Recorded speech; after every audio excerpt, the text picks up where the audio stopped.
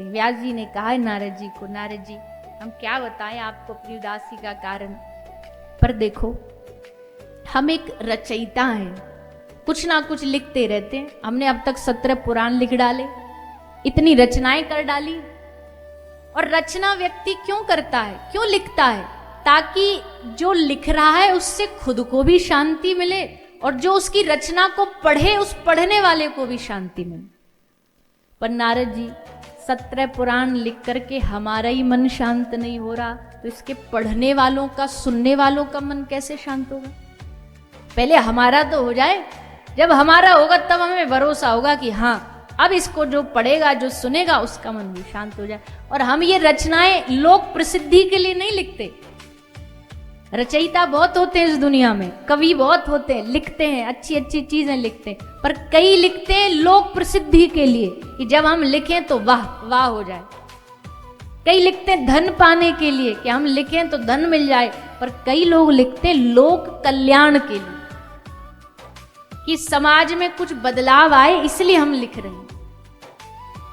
व्यास जी उन्हीं रचयिताओं में से जो लोक कल्याण के लिए रचना करते हैं। पर आज व्यास जी बड़े उदास हैं कि हमारे स्वयं का मन शांत नहीं, क्या करें?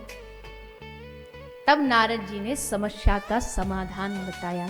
नारद जी ने कहा, व्यास जी आपका मन उदास जानते हो क्यों है? आपने रचनाएं तो बहुत लिखी, पर उन रचनाओं में एक कमी छोड़ दी। व्यास जी बोले, कौन सी कमी छोड़ी हमने? बोले, आपने ये कमी छोड़ दी कि आपने उसमें कहीं भी, उन रचनाओं में भगवान की भक्ति का वर्णन नहीं किया।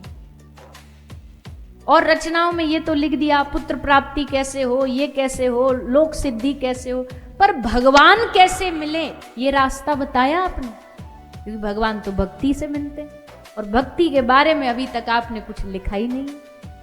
तो हम कह रहे हैं एक और नया ग्रंथ लिखो जिसका आधार भक्ति हो, भक्ति की बातें हो उसमें, और दूसरा कोई प्रसंग ही ना हो, भक्ति की चर्चा हो।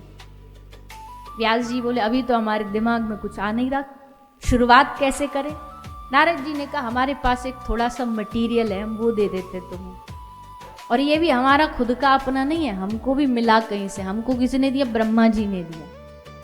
ब्रह्मा जी ने इनको 4 श्लोक दिए थे नारद जी को। नारद जी ने अपनी पूरी पूर्व जन्म की कथा सुनाई है, कैसे हम पूर्व जन्म में संतों के संग के कारण हमारे हृदय में भक्ति उत्पन्न हो गई। पूरी अपनी पूर्व जन्म की कथा सुनाई, और फिर इस जन्म में कैसे ब्रह्मा जी ने जन्म होके इनको चतुश्लोकी भागवत और वीणा, ये 2 वस्तुएं दी और कहा जाओ जगत में भगवान नाम का प्रचार करो। नारद जी कहते तभी से हम वीणा लेकर के सारी दुनिया में बस भजमन नारायण नारायण नारायण, श्रीमन नारायण नारायण नारायण, श्रीमन नारायण नारायण नारायण, श्रीमन नारायण नारायण नारायण, श्रीमन नारायण नारायण नारायण।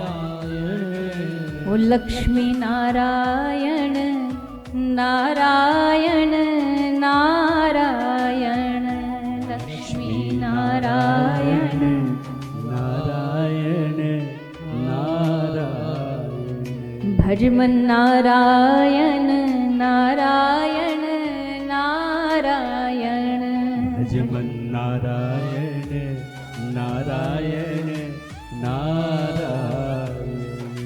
सोते नारायण नारायण नारायण, सोते नारायण नारायण नारायण, ओ जगते नारायण नारायण नारायण, जगते नारायण नारायण नारायण, श्रीमन नारायण नारायण नारायण, श्रीमन नारायण नारायण। नारद जी का एक ही काम है, बस वीणा उठाई और सारे ब्रह्मांड में घूम रहे नारायण नारायण नारायण नारायण, ताकि इसको बोलने से हमारा कल्याण हो, साथ में जो हमको सुन ले उस सुनने वाले का भी कल्याण हो जाए।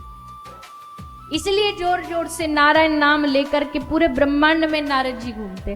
नारद जी कहते व्यास जी से, व्यास जी अगर हम चाहते तो हम भी एक कुटिया में बैठ के भजन कर सकते थे, पर हम जानते हैं भगवान की भक्ति से कल्याण होता है, इसलिए हम जोर जोर से नाम जाप करते ताकि हमको सुने लोग और उनके हृदय में भक्ति देवी प्रकट हो। इसलिए हे व्यास जी आप एक नए ग्रंथ की रचना करिए और उस ग्रंथ में भक्ति का वर्णन करिए।